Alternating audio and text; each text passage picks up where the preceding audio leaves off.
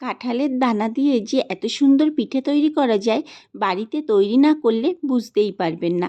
নমস্কার বন্ধুরা, kitchen of সোনটাই চ্যানেলে আপনাদের স্বাগত। আজকে এই রেসিপি কাঁঠালের দানা দিয়ে পিঠে তৈরি। আমি এখানে উপকরণ হিসেবে ব্যবহার করেছি কাঁঠালের দানা, নারকেল কোড়া, চালের গুঁড়ো এবং চিনি। একটা প্রেসার কুকার নিয়ে নিয়েছি, এর মধ্যে কাঁঠালের দানাগুলো দিয়ে দিলাম। এর মধ্যে পরিমাণ মতো জল দিয়ে এখন সিটি দিয়ে নেব। 3টে আমি এখানে সিটি দিয়ে নিয়েছি, এখন ঠান্ডা করতে দেব। এইদিকে প্রেসার কুকারটা ঠান্ডা হতে থাক, অন্যদিকে আমি একটা কড়াই বসিয়ে দিয়েছি। এর মধ্যে 1 বাটি নারকেল কোড়া দিয়ে দিলাম আর হাফ কাপ দিয়ে দিলাম চিনি। এখন ভালোভাবে নাড়তে থাকবো যতক্ষণ না চিনিটা ভালো মতো গলে যায়। চিনিটা গলে গেলে আস্তে আস্তে একটা আঠালো ভাব এসে যাবে, তখন নামিয়ে নিতে হবে। এবার আমি একটা চিনির সিরাপ তৈরি করে নেব। এটা বাটির মধ্যে 1 কাপ চিনি এবং হাফ কাপ জল দিয়ে দিলাম। এখন ভালোভাবে নাড়তে থাকবো। এর মধ্যে দিয়ে দিলাম একটু এলাচ গুঁড়ো। চিনিটা এখানে ভালো মতো গলে গেছে এবং ফুটতে শুরু করেছে। এর মধ্যে দিয়ে দেবো 1 চামচ লেবুর রস, তাহলে চিনির সিরাপটা এরকমই পাতলা থাকবে।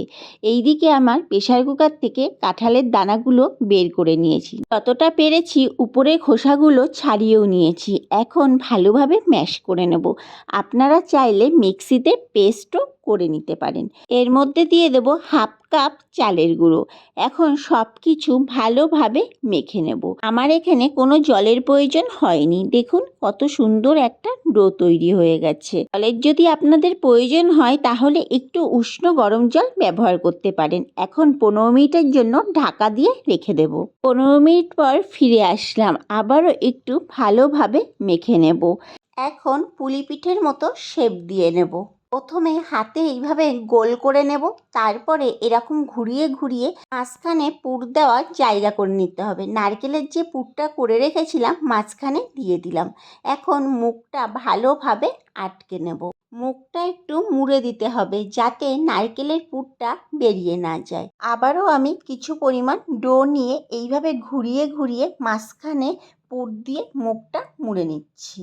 মুখটা ভালোভাবে মুড়ে দিতে হবে যাতে নারকেলের পুর বেরিয়ে না যায়। এইভাবে আমি প্রত্যেকটা পুলি করে নিয়েছি। কড়াইতে আমি বেশি পরিমাণে তেল দিয়ে গরম করতে বসিয়ে দিয়েছি। একটু ভালোভাবে গরম করে নিতে হবে। এখন গ্যাসের ফ্লেমটাকে মিডিয়ামে রেখে পুলিগুলোকে তেলের মধ্যে দিয়ে দেব। 1 থেকে 1.5 মিনিট ভেজে নেওয়ার পর পুলিগুলোকে উল্টে দেব। এইভাবে উল্টে পাল্টে লাল করে ভেজে নেব। দেখুন আমার এখানে ভালোভাবে লাল করে ভাজা হয়ে গেছে, এখন তুলে নিলাম। আবারও আমি তেলের মধ্যে বাকি পুলিগুলোকে দিয়ে দিচ্ছি।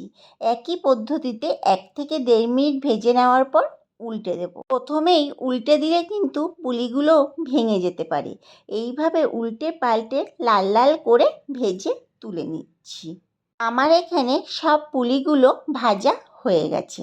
আমি যে চিনির সিরাপটা করে রেখেছিলাম আবারও একটু গ্যাসের উপরে বসিয়ে দিয়েছি। একটু হালকা ফুটে উঠলে পুলিগুলোকে সিরাপের মধ্যে দিয়ে দিচ্ছি। এবার 1.5 থেকে 2 মিনিট একটু ভালোভাবে ফুটিয়ে নেব। তারপরে গ্যাসের ফ্লেমটাকে বন্ধ করে দেব। 4 থেকে 5 ঘন্টার জন্য ঢেকে রেখে দেব যাতে চিনির সিরাপটা পিঠেগুলোর মধ্যে ভালোভাবে ঢুকে যায়। 4 থেকে 5 ঘন্টা পর ফিরে আসলাম। দেখুন ভালো মতো সিরাপটা ঢুকে গেছে এবং পিঠেগুলো কত সুন্দর ফুলে উঠেছে। তৈরি হয়ে গেল আমার কাঁঠালের দানা দিয়ে পুলি পিঠে রেসিপি।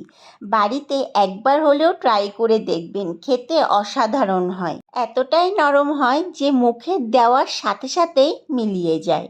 ভিডিওটি যদি ভালো লেগে থাকে একটা লাইক, শেয়ার এবং চ্যানেলটিকে সাবস্ক্রাইব করে পাশে থাকার অনুরোধ করছি। আপনি যদি ফেসবুক পেজ থেকে দেখে থাকেন পেজটিকে ফলো করে দেওয়ারও অনুরোধ রইল। দেখা হচ্ছে নতুন একটি ভিডিওতে।